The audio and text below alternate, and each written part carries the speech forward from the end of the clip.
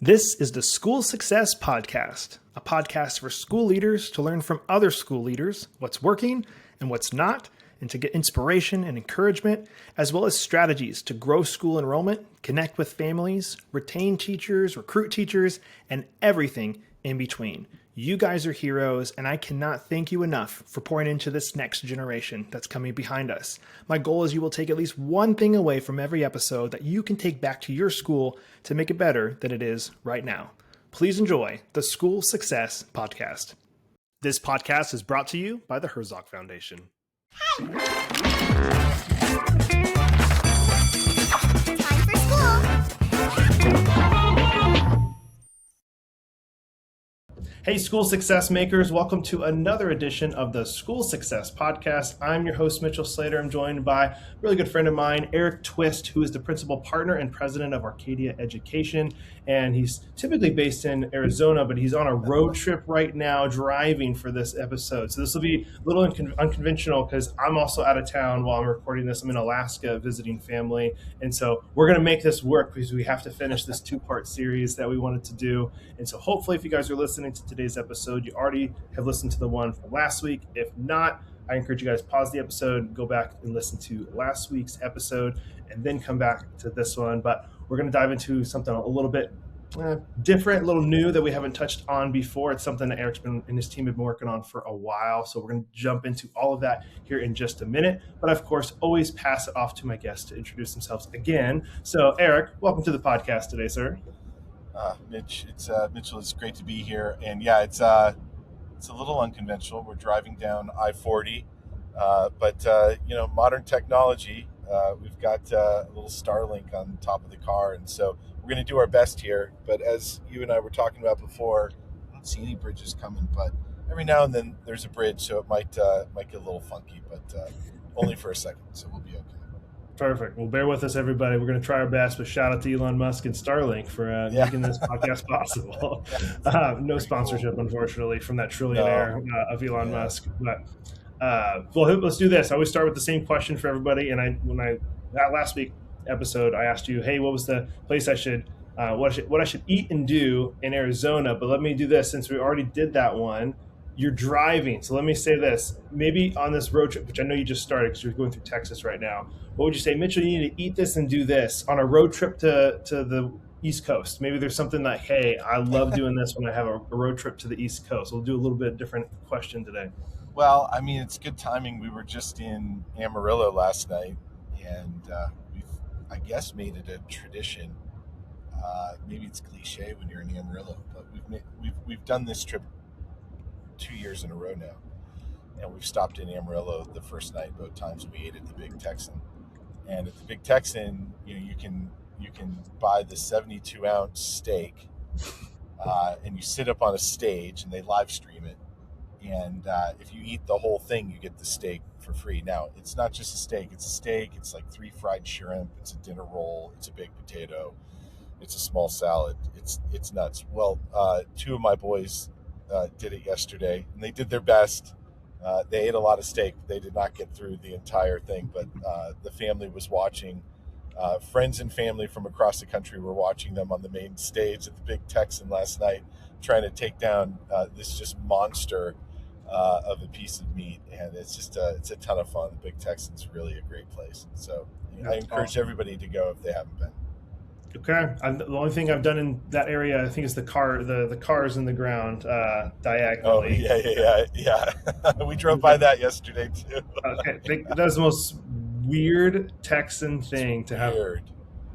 But we went out there, and have you ever gone out there to the cars? No. You can see it from the highway, right? But no, I've never. If you walk out there, it's crazy because it's been, because people go, so these cars, I don't know what they're called. I should probably Google this as I'm telling you. But if you guys Google Amarillo, Texas, cars in the ground, it'll pop up. And they have these cars diagonally in there, like Mercedes or something from years ago. And there's people bring spray paint out there and paint their names on there. So we put Slater family there, and we went there a few years ago on our road trip across the country. And what's crazy is everybody spray paints it. So there's literally inches thick of paint on all these cars, and they're just drooping paint like from years of being spray painted, which is kind of crazy. And it seems like I would never have to do it again, but it was like, I feel like I got you. I'm driving right past it. We got to go to this car thing. So, well, I'll good. put When we'll that on say, the list next year. I'll put it on the there you list. Yeah, go. Steak, and then go look at some cars in there. yeah, exactly. Well, you're traveling. You're having obviously a good start to your summer, which is awesome. Let me tell me about what you guys been working on. I know we want to wrap up this second episode with some cool stuff you guys have learned and discovered and created to help schools. What have you been working on? Yeah, so kind of playing off of or building off of what we talked about last time we were together. That feels forever ago, by the way, but it won't feel that way to people when they see the episodes. We've been doing a lot of work, both just with clients at Arcadia, and then more specifically with our great friends at the Herzog Foundation. Just thinking more about leadership. Of course, Arcadia's team spends a lot of time just working with heads of school, board chairs, board members, different members of the C-suite within school leadership teams. And we talk a lot, Mitchell, about the fact that the culture of any school, I'm probably going to sound like a broken record here, but the culture of any school is always downstream of that school's adult culture. And the adult culture is always downstream of the school's leadership culture. And if you can think of it as sort of a headwaters and stream, right? If there's any dysfunction that's getting into the headwaters, there's gossip, triangulation, backbiting, politics of any kind, just power struggles, right? That can happen in any organization, but it can also happen in schools. Happens in schools all the time. If that's there at the headwaters, it will get downstream, inevitably. And downstream for a school always has a kid somewhere along that path, right? And so, to think that like the lack of virtue, right, or the lack of cohesion among the adults in a school, that somehow that's not going to impact the kids, right? That somehow they're insulated from that, through whatever processes, or I don't know what we tell ourselves. It's just we're kidding ourselves. Right? So the fact is that in some sense you could say the kids are actually desperate for the adults to do the hard things for them, right? To be the men and women with one another that they need them to be, so that the culture that they exist in, the air that they breathe in the school, is as good as it can be, right? As ordered to what's true and good and beautiful, as ordered to love as possible, because frankly the kids deserve that. And if we want kids to grow up to be virtuous, you can't just run a character formation program or something. They have to spend 7 hours a day with people that are attempting to do that. The adults are attempting to do that. And that doesn't mean perfection. Some of the greatest virtues sometimes come from the fact that we're not perfect, and we struggle through those imperfections for the sake of one another. But this idea, just to say it again, that the culture of any school is always downstream of that school's adult culture. If we believe that's true, then we've got to start to ask ourselves, well, what are we doing to take that more seriously than maybe we have in the past? And so we started asking ourselves at Arcadia just about, well, what are the different ways in which you can get supports around that? And there are a lot of answers to that, but one answer that we really started to think a lot about was, well, these temperament assessments. We all know them. Myers-Briggs, Enneagram, Strengths Finders, DISC Profile. One in particular that I really love, maybe we can talk about it more, is Working Genius. I think Working Genius is fantastic. And a lot of us have been individually and as teams, we've been really blessed by these tools. They have real benefits for us, again, as individuals and as people trying to work within an organization, to help us just know one another better, to know ourselves better, to think about how we can work better together. But one of the, Arcadia works a lot with Christian schools. So I'm gonna first talk about this just from a Christian angle. We have a non-sectarian kind of secular public version of what I'm going to describe here, and hopefully be able to show. But we started just asking these questions from a Christian school standpoint, and thinking about were there things that were missing in, say, a Myers-Briggs or a Strengths or a DISC. And so we came to a few things that we thought could be improved upon, especially for those trying to run faith-based schools. So one is that these temperament assessments, as good as they are, do not have a Christian anthropology sort of embedded into them, right? And that's something that there's a huge and growing part of the market that really cares about that and wants to see the tools that it's using to be aligned to their view of the human person, to their view of human relationships, of human community, of human goodness. Right? And so we thought, okay, there's something there that could be improved upon. The next thing is that none of them are really ordered to the actual professional lives of people in schools. Now, there's a good reason for this. It's not necessarily a critique per se. If you're Myers-Briggs or Strengths or whatever it is, I mean, you want as big a total addressable market as possible. So you wouldn't narrow your product to a niche little corner of the market. But we think that weakens those tools to a certain extent, that there's a real opportunity to narrow in on the real context that people find themselves working in and try to give them greater insights into how they're showing up to those responsibilities, to the things that they have to do on a Tuesday. How are they showing up to these responsibilities that are real for them? And so lack of Christian anthropology, a lack of really deep contextualization, and then really importantly, none of them really take virtue as a starting place. For if we think about, and we've talked about this, Mitchell. I mean, this is something people talk about a lot. Like, your greatest strengths can be your greatest weaknesses. And well, how do you mitigate that, right? So you're wired in a certain way. You have particular genius. This is how Lenciani would put it, and I think it's great. You have a particular genius, right? That like how you were made is beautiful and it's good, and you show up to different problems and different opportunities in ways that your team needs you to do that, right? Your relationships need you to have a different angle and perspective and all those things.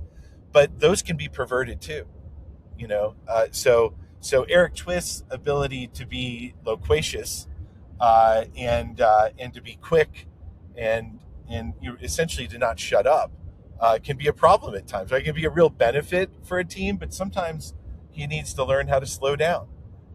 And those habits that are involved with taking what you're naturally tugged towards and learning how to temper them, right?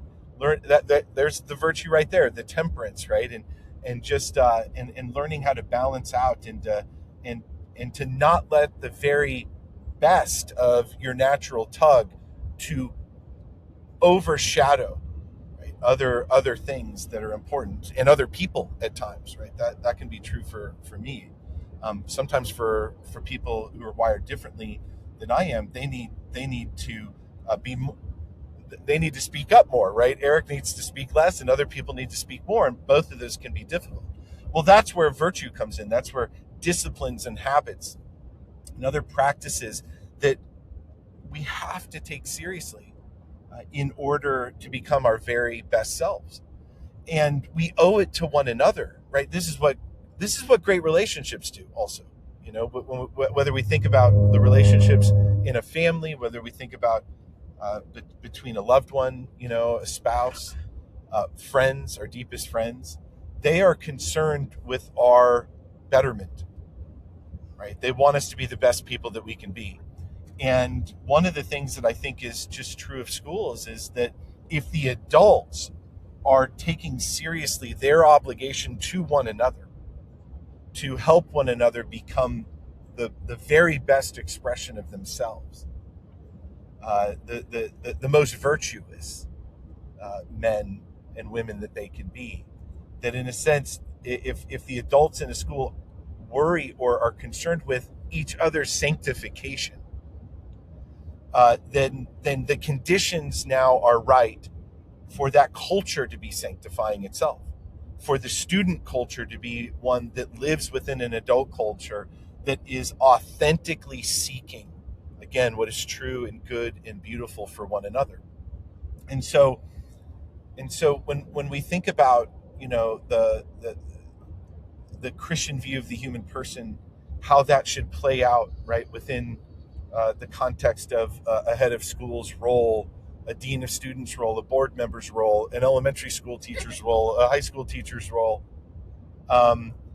alongside this notion that to become the very best teacher or head of school that I can be, I have to individually be thinking about my own sanctification, my own virtue development, and I need to live in a community that takes that seriously and wants to better understand how we can help one another along in those things. We think there's a real opportunity there to give schools, individuals and teams, much greater insight into how each of them as individuals are showing up to the real work that they have to do every day, and how the way that they're wired is impacting how they work together, right? And I'll just say one more thing here, and then we can follow up on this some more. But so much of the frictions, Mitchell, that come in to play in our organizations are this is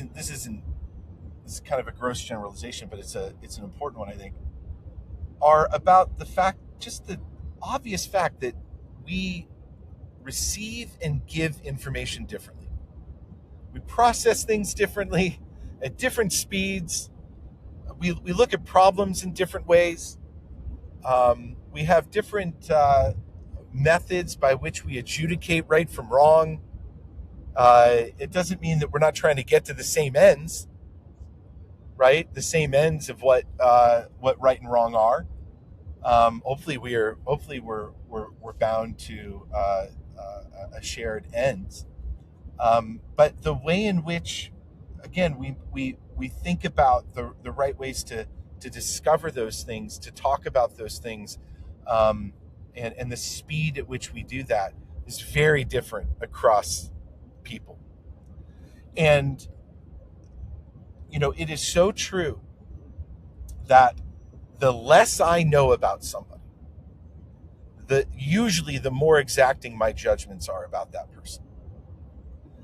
And the more I know about them, the more I understand how they were created, how they think, how they process, of course, their own stories, right? And the crosses that they're bearing and those things. Usually the more complicated and beautiful I see them to be, and the more I'm willing to give them grace, right? And the more I'm willing to take them as seriously, as truly other than me in the way that I interact with them, that in knowing them, I can show up for them in a way that can truly be a blessing. But I have to know them. And the very best, to kind of take it back where I started here, the very best that these tools allow us to do is just get a little bit of a deeper insight, a better understanding of this person that I'm working with, that I know that I'm called to love, that I'm called to be a blessing to, and that collectively we're working together to do that for our kids in the school context. And so being able to allow for greater insight around how God has made your colleagues, made you, and how that all works together. And then from that starting place, move into a ground where we can start to work better together, and we can start to encourage one another around our own and our collective sanctification and virtue development. We think that's a real opportunity, and that's what we have with Wayfinder, which is what I want to kind of show you more of today. Hey, school success makers, Mitchell here. I just want to take a really quick break from the show to give a big, huge shout out to the Herzog Foundation. I absolutely love the Herzog Foundation. I've been friends and partners with them for a couple years now, but we're bringing it to a whole new level. And I'm excited to share that our very own School Success podcast is now featured on the Herzog Foundation Podcast Network.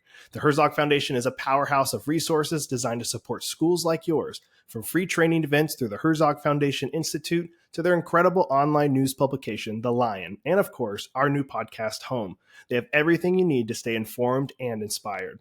And if you're dreaming of starting your own Christian school or co-op, don't miss their online course, Schoolbox. It's a fantastic resource to help you get started on the right foot.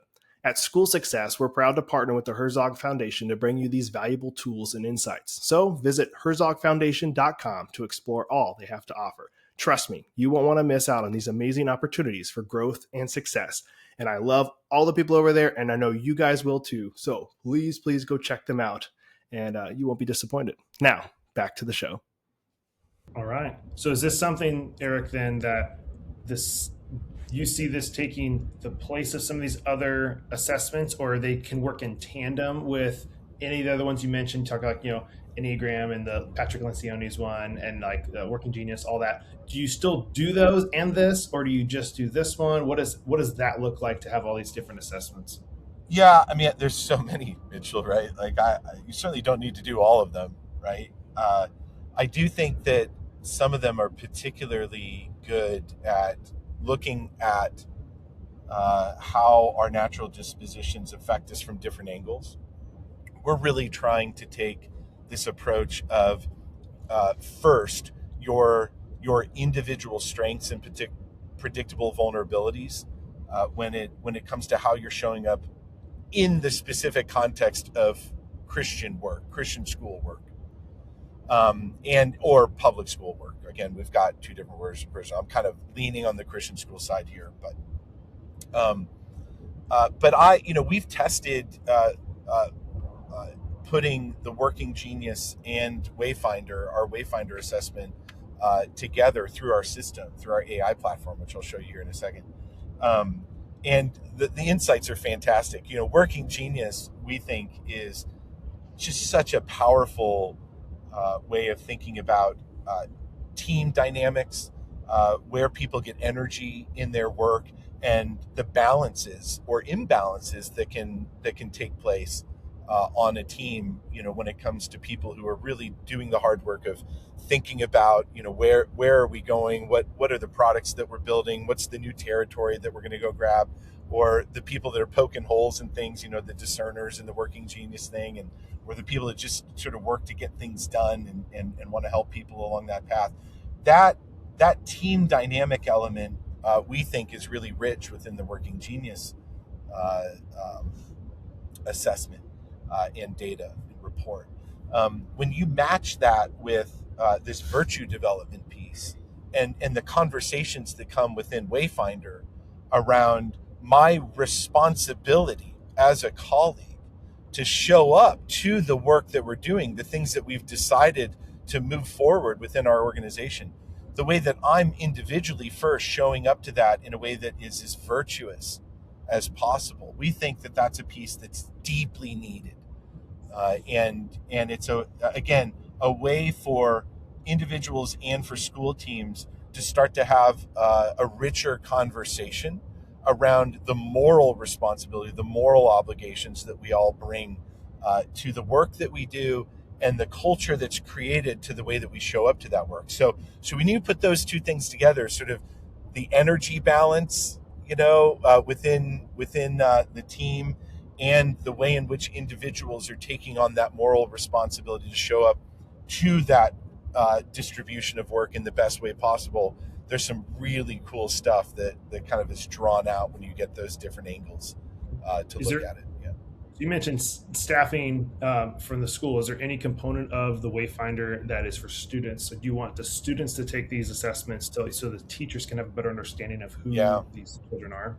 Yeah, it's a great question. So within the next couple months, we'll have a high school version of this. Of course, when you're doing these for minors, you have to be very, very thoughtful about that.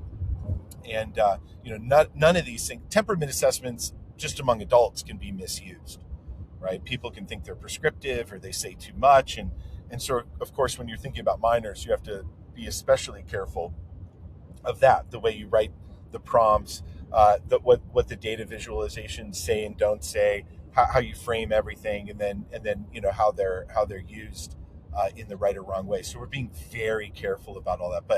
But the whole idea here is that the best assessments, what they do is they give you a little better insight into yourself, into others, and yet then they need to then stair step very carefully into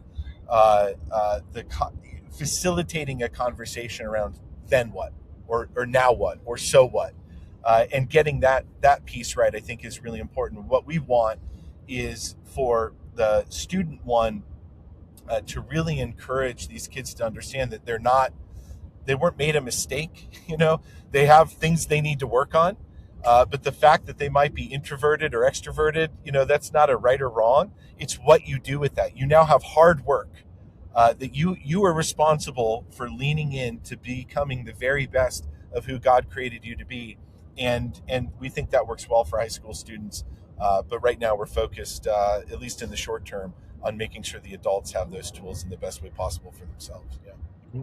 I'm assuming your company has done this internally with all the people that's on your team. What has that dynamic been like? Have you guys, like, from comparing last year, 2 years ago, to comparing now, working together, team management, working with clients, like, how has that dynamic changed now, having all this data and knowing different things about people on your team?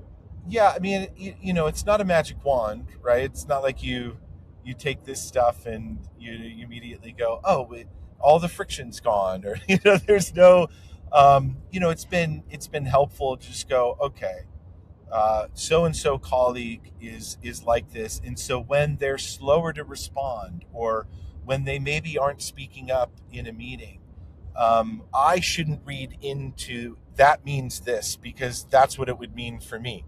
I have to understand that they process things differently, and that some people need different angles, right, from which to assess the situation. And so I think in some sense it's helped us understand that we got a lot of dynamism and beautiful variability on our team that we shouldn't squander. And I think that alone, Mitchell, when you start to get a sense that we've got people here who have superpowers that I don't have individually, or you don't, just knowing that, right, can be very freeing for a team. We have started to, with certain, and this is probably a whole other podcast conversation, but we've started to think about certain positions that we have that we're getting a sense now that if you don't have a particular natural tug, that you might not really fall in love with that position. So if a position requires you to be deeply extroverted, right, to be energized in a sense continually by being in a room with a bunch of people you don't know and striking up small talk, conversations, and not need those to be transactional in any way. You just are naturally disposed to just wanting to meet lots of people, and you get back to the hotel room at the end of the night totally energized by that. That's not everybody. There are certain jobs where you've got to do that. I mean, we talk about this at internally at Arcadia, that we've got a recruiter position, and that's the recruiter position is really about that, just constant disciplined energy around building relationships, just because you love doing that, and that you'll see what comes from it. Not everybody's wired that way. For some people that energizes them, for some people that depletes them. And if you put someone in a position that depletes them over and over and over again for the long haul, you're not really loving them. This is one area where I think the Working Genius takes that even further, and gives you a much richer, clean team map around all that. But we've started to use it internally just to get a sense of, hey, if we were to put this particular person in this particular position, are we setting them up for success? And we're using it in ways to think about that. There are some positions where, leadership is a great example. You can have all different types of leaders and they can be successful. There isn't a particular wiring. But you think about sales or other things. I don't know. I think when you get more nuanced in particular sets of responsibilities that are levied upon you in very particular positions. I do think temperament assessments can be very helpful in that regard. They've been helpful for us at Arcadia to think mindfully about how we're putting people into those positions. Is this something that, as a schools listening, they're like, oh man, we've never done any of these assessments before, or we feel like maybe none of these assessments are really good. We're gonna look at trying this one out.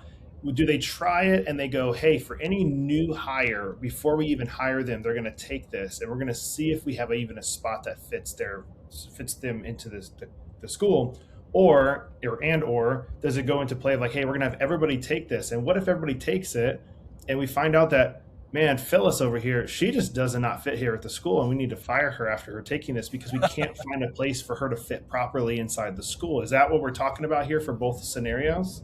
Yeah, no, I don't think so at all. I don't think a temperament assessment would ever tell you whether or not you should fire somebody, right? It might give you a sense of why you're seeing a person struggling again to really thrive in a role. You might get the first inklings of what might be going on there, but I think this is where we need to be really careful. And I'm glad you brought this up. That the people are so much more complex and dynamic than whether or not they're extroverted or introverted. Just as one example, right? That's the classic sort of binary. Um, you can be either one of those things and thrive in a whole host of roles. And I think when we think about teachers, Mitchell, in particular, there are a lot of teachers that have a whole host of different types of personalities, and they all thrive in their roles. Do you still have me? Am I still here with you? Yep. Good. And so, no, I don't think it's, we gave you this temperament assessment. In the case of Wayfinder, we use, let me just say really quickly a little bit about how our structure is. We go back to the classical four main temperaments that were actually started thousands of years ago by Hippocrates. They are choleric, melancholic, phlegmatic, and sanguine. Okay, and so your cholerics are very action driven people, right? They like to get stuff done and oftentimes move fast, very task driven. Your melancholics are you're more thought driven, fact driven. They're very thoughtful. That temperament is very thoughtful. Your phlegmatics are peace driven, right? They want to make sure that everything is hunky dory in a sense, and that that people are comfortable. They want to make sure people are comfortable, and so they can be very, very caregiving people. And then your sanguines are like your golden retrievers. They're very people driven, very relationship driven. They love making friends and oftentimes being the life of the party and those things, and ensuring that there's kind of a friendly energy about. Your sanguines are like that. They're very optimistic too. Sometimes your melancholics, even you can kind of see the way that we use some of these terms too. Sometimes they're used pejoratively. Oh, melancholy, or he's a phlegmatic or something, and that's not how we're using them here. But that 4-part structure of your kind of choleric, action-driven people, your thought-driven melancholics, your peace-driven phlegmatics, and your people-driven sanguines. Everybody's got a mix of those in different ways. Everybody's got some of them somewhere inside themselves, and they're in different balances, and they can shift a little bit over time. Not fundamentally, but you can learn to draw out different parts of the temperament when you need to, in the way that you show up to different people too. You can learn them better, but the idea that say a kindergarten teacher is always going to have a particular mix, or a high school physics teacher should have this mix, and you could give the assessment and decide, okay, we can put them in this position. That would absolutely not be the right use of them. And just for everybody listening, we do not endorse that. In fact, it's very clearly stated in the tool itself. Perfect. Well, I would love to see it if you have if you're able to Yeah, share. let's do it. Yeah, let's do this. So I'll share. And all right, is that working? It's working. Okay, so this is Wayfinder. I'm going to show you actually. This is the Wayfinder Teams account, so we can talk a little bit about what Wayfinder Teams makes available. But before that, let's just go here, and I'll go into the library, and we'll just show you what one example of what a Wayfinder report looks like. So, And real quick, I'm going to give a disclaimer. So most of our audience listens audio wise, but everybody, if you want to watch it, you can go to YouTube. We have every single school success podcast episode is on YouTube. You can watch it. We'll try and, if you can, while you're talking, Eric, describe it, what you're seeing. So those that are listening audio only will be able to kind of at least follow along a little bit with what you're talking about. Awesome, Mitchell. Yeah. So there's really about 4 different Wayfinder elements that I'll describe for you guys. There's the Wayfinder assessment that we won't go through today, but that's the assessment that you take that will give you your temperament mix. In about another month or so, we're going to have a virtue element that is mapped over that as well, that I can talk about. But the Wayfinder assessment gives you that mix of your choleric, sanguine, melancholic, phlegmatic mix, and it will, it will give you a sense of kind of how you're showing up to your work. That report is static. So the thing that I'm showing Mitchell right now, for those of you that are not watching, is the report that's generated from the assessment that you do. So you take the Wayfinder assessment, that generates this report. This is the static report. And this is one of the versions of the head of school principal Wayfinder report that is based on these 3 main kind of somewhat generic but really crucial areas of responsibility that any leader is going to have: setting clarity for the organization, managing colleagues, and holding people accountable.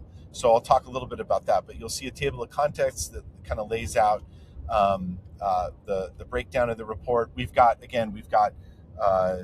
head of school, admin, dean of students, elementary, middle, high school, and board member reports, and they're all ordered just a little bit differently to ensure that they're contextually relevant, right, to the people that are in those roles. But you'll get your temperament profile. So you see here temperament scales.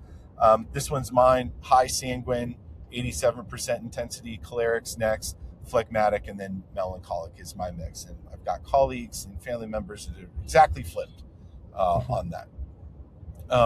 So you'll get your overall temperament mix. You'll get a breakdown of what are these weird names, what do they mean, where do they come from. So a quick overview of the 4 temperaments. And Mitchell, just one more thing about them. The reason why we went back to just the 4, we think they're sufficient to give you a really good sense of how you're wired, how other people are wired, and they're just not overly complicated.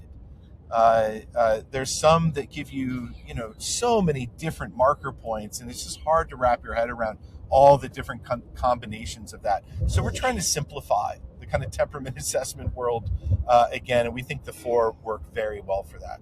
Give you a quick overview of the temperaments, and in this case, how they kind of show up both in strengths and weaknesses related to the head of school or principal role. Again, a little bit more about how they impact leadership, the 3 domains of school leadership. So there's a pedagogical element to these reports as well. We'll have different pedagogical elements when it comes to board members, reinforcing the right sense of governance for elementary school teachers and high school teachers and the like.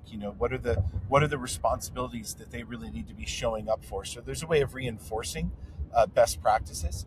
You'll get an executive summary, again, that lays out, okay, on a global sense, here's how your temperament mix affects you both in positive and potentially negative ways. And so here's one kind of global or macro kind of look at your own wiring. It'll give you your signature strengths. Okay. It'll give you your predictable vulnerabilities. So in my case, it's saying my strengths are mission-carrying presence, really being able to speak boldly about where we're going, why we're doing that, decisive momentum, courageous public leadership, all kind of within that very sanguine, choleric element. My vulnerabilities, of course, is that I move too fast. I need to learn how to slow down. Unintended pressure on others, I can really come across as way too forceful. This has been true throughout my career and all of my relationships, where there's just way too much energy. It's got to be dialed back. And then because of the heavy sanguine piece, this over promising through optimism, sanguines want to have friends. They want to be liked. And so we can over promise and under deliver, we sanguines. And so that's something I need to think about. And then this is I think one of the more beautiful parts of what we're doing in Wayfinder is it says, okay, and this is what so many other assessments leave out, the virtue part. So for me, what are the priority virtues over the next 12 months? It's saying, hey, Erik, prudence is number one for you, right? Right reason applied to your action. So you're choleric, Erik. You want to move quickly. You need to learn how to slow down, to be more thoughtful. In a sense, there's a kind of that melancholic that needs to rise up. And you can already start to see, Mitchell, that those members of my team that have melancholic as a natural strength, they're a real benefit to me, and I need to see them as such, right? Because they can help me do the things that I don't naturally do, and I can learn from them. Temperance, right? Nobody's surprised that temperance would be the next thing for someone, right? With my particular mix. So prudence, and then of course temperance being self-mastery that moderates these strong impulses that I have. So I really need to be focusing on prudence, temperance, and then of course humility, right? Is truthful self-knowledge expressed in service. So not letting my big personality and my optimism and my confidence get in the way of my understanding my place on a team, my place in the world, and that my real calling is to serve others and not myself. And so it just lays it out right there, right? It says, okay, these are the things that you likely need to be working on. And then what it does is it immediately goes into the application section. And all of these application sections are structured in the same way in the Wayfinder report. And so they'll go through, they'll give you some headline area of responsibility. In this case, in the version I'm showing you here, the headline responsibility is setting clarity. The sub responsibility is you've got to set clarity around mission, ends, and strategic priorities. And so what it's going to do here, Mitchell, is it's going to give me a snapshot of that responsibility, my particular temperament struggle. Okay, so this is written about me, the triggers that would lead to me potentially tripping over myself in this area of responsibility, the risks that are related to that, and then more specifically within this sub-responsibility, what is the virtue that I really need to be thinking about?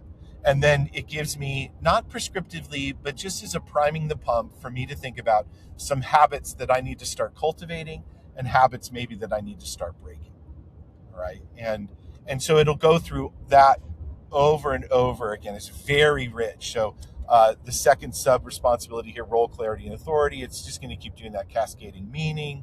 And then it's going to get into management. So how I manage people. It's going to have subsections here, leading and ordering the leadership team. And it's going to use that same overall structure of the snapshot of the responsibility, the temperament struggle, the triggers, the risks, the virtue I need to work on, and the habits I need to cultivate, and the habits I need to break.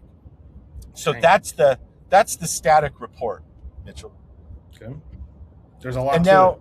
yeah, there's a lot to it. And again, I'm only showing you one version of the head of school principal report. We have another one that we're really excited about. We've gotten permission from Pat Lencioni and the group at Table Group on the head of school one to use the 5 key areas of leadership that Pat lays out in his latest book called The Motive. Those key areas of developing the leadership team, managing subordinates and making sure they manage theirs, having difficult or uncomfortable conversations, running great team meetings, and then communicating repetitively and constantly. we use that frame for the head of school principal Wayfinder report, where it just goes through and it says, in each one of those main areas of leadership, how are you in particular showing up to those responsibilities? How might you be tripping over yourself in those? And there's just a great confluence in that version of the report, where if you know Lencioni's work, if you know the table group's work, the Wayfinder report on that just reinforces your particular responsibilities to those roles, and the way in which you might be struggling right now because of some of your natural weaknesses. But we've got a board member one. We've got, like I said, teacher ones. We're coming out with new ones all the time. We'll have a high school one here before too long, and so we really encourage people to look at the Wayfinder website, which you can find at 𝒂𝒑𝑖𝑎𝑒d.ai, just to learn more about what's happening there. But I wanted to, really quickly, I think it's cool just to know, and we'll look at the organization view here in a second. But the fourth thing I would say, so I said earlier, the things that we were trying to improve upon with these temperament assessments was, we wanted a Christian anthropology. We wanted to make them more contextualized to the people's actual roles in education, and we wanted the virtue piece to be front and center to the data that they were getting. But we could add a fourth one. I think most of the assessments are gonna move in this direction, anyways. But the fourth one is that nobody really wants to just only have the static report. I mean, the Wayfinder report is great, but there's so much more context that you can bring to your data, right? And so what we're doing with Wayfinder Live, so this would be the other part of the platform. So we've got the Wayfinder assessment, we've got Wayfinder report, we've got Wayfinder Live. And Wayfinder Live allows me now to really start to work with more contextual engagement around my wiring, and to try to better understand why I might be tripping up on myself, or even to engage with the system to say, okay, if I want to build this particular habit, right? I want to be more silent in meetings. I want to listen more in meetings. In fact, Mitchell, we could just play around with that. I want to learn. I just thought about this. I want to learn how to be more silent in my team meetings, so that others can participate and I don't miss out on their insights. Help me understand how, or actually why I'm screwing this up. Okay. And so I can just use this as a coach to help me just take more seriously that there are ways in which I am likely to screw up being the very best person that I want to be. So it says here, you're probably not screwing this up because you don't care. More likely you're doing it because your natural gifts make over talking feel like leadership. So totally true, right? Your profile is very strong, sanguine choleric, high warmth, high energy, high verbal presence. This means that you likely do several things almost automatically. You think out loud, which is totally true. You generate momentum by speaking. You relieve dead space quickly. You move towards resolution fast, right? All these different things. And it says your strengths fill the space faster than others can occupy it, right? So there are a couple likely dynamics at work. So silence feels inefficient to me. Yeah, verbal energy may be masking premature certainty. So it's going to go through. You might be feeling or experiencing all these things. What does this look like in practice? Okay. Do not speak first on substantive questions unless you absolutely must. Let two others speak, right? Use a written rule for yourself. No second contribution until at least three others. So say, hey, think about these types of ways to get you to slow down. Ask and then wait, right? Speak last in the decision. And then a simple script I could use, right? I have some thoughts, but I want to hear the room first. Who sees this differently? I'm going to hold my view for a minute, right? So I don't narrow us too fast. And so, again, a quick overview here of just the ways in which I can start to think about how to mitigate some of the weaker parts of my strengths, right? But we didn't think that that was all this could do, and it certainly isn't. And so if you have a Wayfinder individual account, so it's just you're doing this on your own, you could take the assessment on your own, you could have a kind of coach in this sense on your own. But we think this thing gets really, really powerful and interesting when you can interact with the data at different scales. And for leaders, Mitchell, they can start a Wayfinder Teams account. So we have the Wayfinder assessment, the Wayfinder report, we have Wayfinder Live, which you can have as an individual, but then we have a Wayfinder Teams account. This allows for a head of school, principals, headmasters to come in and to really build out their organization.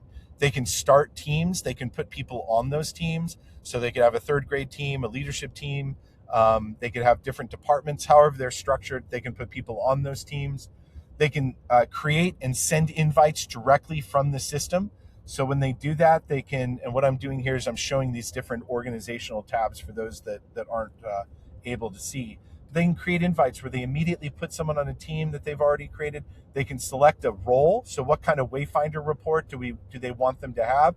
So they could send something here to an elementary school teacher. They could put their email in and immediately send the invite. That will then put them, once that they've taken it, they'll get a link directly from Arcadia Support that allows them to quickly get into the system, take their Wayfinder assessment, get their Wayfinder report, and everybody, no matter who signs up or whether or not you get a link from your organization, from your school, gets 30 days of Wayfinder Live, which is what I was showing you here in a second. I'll show you a little bit more in just a moment. But admin can manage all the different people that are within their team. They can download the Wayfinder reports. They can make people admin. If you make someone an admin, they get a global view. They get this organization view up here. They can interact with all the data. If you limit people to a team, people on teams can interact with one another's data, and I'll show you what that looks like, but they're limited in that scope. You can upload global organizing documents, so your handbooks, your mission statement, a strategic plan that you have, all of those things that you want the system to engage with as you're working on Wayfinder Live. We now have a whole host of agents, Mitchell, that we think people will want to be able to use as they're going deeper into the people management side that really Wayfinder is meant to support. So Wayfinder Live is the default agent that really helps act as a coach among people. We've got probably one of the best Christian HR generalist agents, we think, on the market today, where if you have deeper needs when it comes to doing a handbook analysis, or you've got a sticky parent situation or an employee situation, it will understand the state statutory environment you work under. It will understand best practices. It will understand case law that you're working under, and really help protect both your culture, your values, and ensure that you're doing all the right things. But a bunch of other agents that people can look at, from Socratic seminar help, to building calendars, to building what we call position success profiles, all that stuff. I won't go into that today. There's a store. We make it really easy for people to buy licenses and then send them out. And of course, Wayfinder Live is something that you can turn on and off at will for anybody in your organization. So if you don't want them to have access to the chatbot, if you don't like AI chatbots, totally get it. You don't have to use it. Hey, I just want to take a really quick break from the podcast to highlight one of our amazing partners and sponsors, ClassReach. If you're a new school administrator or founder and are struggling to keep up with all the hassles of planting a new school, like collecting tuition, communicating with parents, or handling student data, then you need ClassReach. ClassReach is the all-in-one software that helps with everything from admissions and tuition to classroom management and parent communications. Sign up for a free consultation with one of their school specialists and see how ClassReach can help your school grow today. You guys can check them out online, classreach.com. They are a kingdom-minded company, and I love their leadership team there. I've become friends with a lot of them. They truly are a great company. I support them, and I love them, and you guys will love them too. Check them out at classreach.com. Now, back to the show. I love it. Well, let me do a quick recap of what I just saw for those that are maybe still listening. And you're like, man, what the heck just happened? What were we seeing? So you got this assessment that your team can take, which is obviously awesome. Like to have an assessment. There's all these assessments out there. This one's specifically for schools. And obviously, when I'm done with all this, correct me if I'm wrong on any of these things, Eric. So your whole team can take this assessment and you can see where they're at. But then not only can you take this assessment, which is kind of where all those ones stop. They usually like, hey, here's an assessment. Good luck with whatever you want to do with it. And then you maybe have to hire a coach, which is a whole different can of worms. If you're like, oh, hire one of our trained assessment coaches, and it's a ton of money, and you're like, I'll try and find time to get with them and talk about it and all that stuff. So you have to talk to this person that has an assessment, and they go over your assessment with you, and you have to pay all this money, and it's a pain in the butt because you're gonna have to find time to talk with them and schedule time and all that. What Eric's created here, what he's showing you is you take this assessment, and then you actually have an AI bot that you can talk to that knows your results and to talk and explain the results to you, where you don't have to pay $100 an hour to some person that you don't know when they're available to talk to. You can kind of figure it out, and then have that for your whole team. So the software has all your team's results, and you'd be like, hey, in the meeting today, Tony, I don't know, I was having a hard time figuring out what he was trying to get at with the meeting. What maybe happened? And the AI bot could say, well, based on his results, maybe this is what was going on. And you can have this person you can talk to privately afterwards to see like maybe what happened and have a plan for the next meeting instead of having to go, well, I need to call my rep at this company and see if he has time to talk about what happened. And then he has to figure out this is going to save so much time. And I remember I looked at your pricing real quick too on this, Eric, and I thought the pricing was solid for what you guys are offering and what all is included in it. Do you want to share real quick pricing on all that and anything else you want to share before we close out? Yeah, thanks for asking. So we've tried to make this as easy a lift for schools as possible. So the highest price is just head of school and the board member ones. Those are the most involved of the reports. So those are $65 for the assessment and the report, and you get 30 days of Wayfinder Live with that. Teachers, dean of students, admin, team members, those are all $40 in assessment.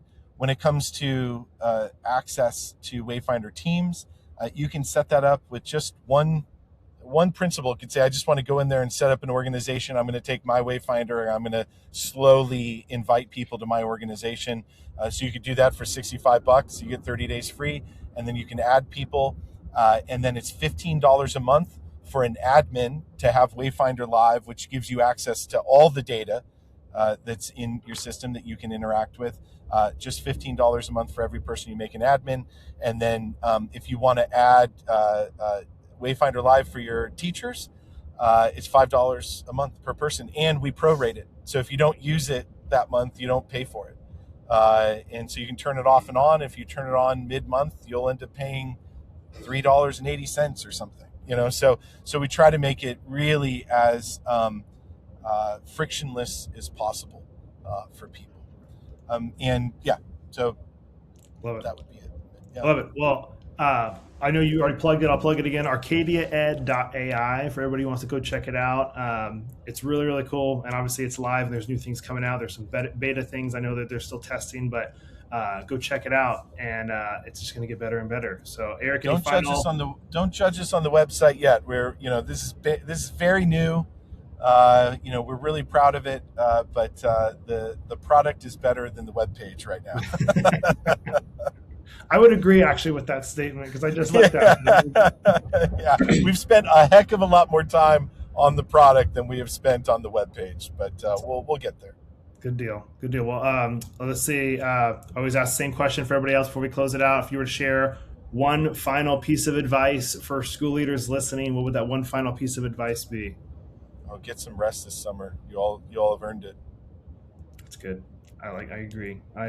Rest is good. Sabbath is good. Yeah. Do it. Yep. Awesome. Eric, man, thank you so much for taking time out of your drive across the country to talk about this. It's fun.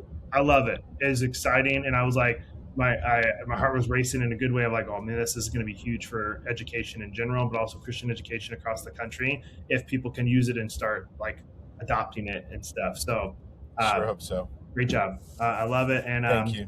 Wishing you nothing but the best as you continue to grow this and make it better, man. So safe travels. Yeah. Thanks, Mitchell. God bless. Talk to you later. Well, another huge shout out and a thank you to our guests for taking time and being on the podcast today. I love the people that I get to interview in this podcast. And as always, I'm hoping you guys are able to take at least one thing away from today's episode that you can take back to your school to make it better than it is right now. Before you guys go, I do want to make sure you are aware of our 3 free resources available here at School Success. And the first one is, of course, the podcast that you're listening to right now. We are dropping weekly episodes every single Monday morning. We want to make sure you guys aren't missing out. So if you haven't subscribed, please subscribe. And if you haven't left a 5-star review, we would love a 5-star review as well. The second one is on our website, schoolsuccessmakers.com. In the top right-hand corner is a button, School Success Report. You just click that and sign up for that. We send it directly to your inbox every single week. It's full of different articles our team has either found or written to help you, the school leader, be more successful. And last but not least is our free Facebook community called School Success Makers. It's an awesome place. I'm personally in there. I'd love to see you in there as well. Get some good community around you, ask questions, and just have some fun. So make sure you are joining our free Facebook community. We'd love to see you in there. All right, guys. Well, that's it for today. We'll be back here next week with another awesome guest as usual on the School Success Podcast. We'll see you then. The views and opinions expressed in this program are those of the speakers and do not necessarily reflect the views or positions of the Herzog Foundation.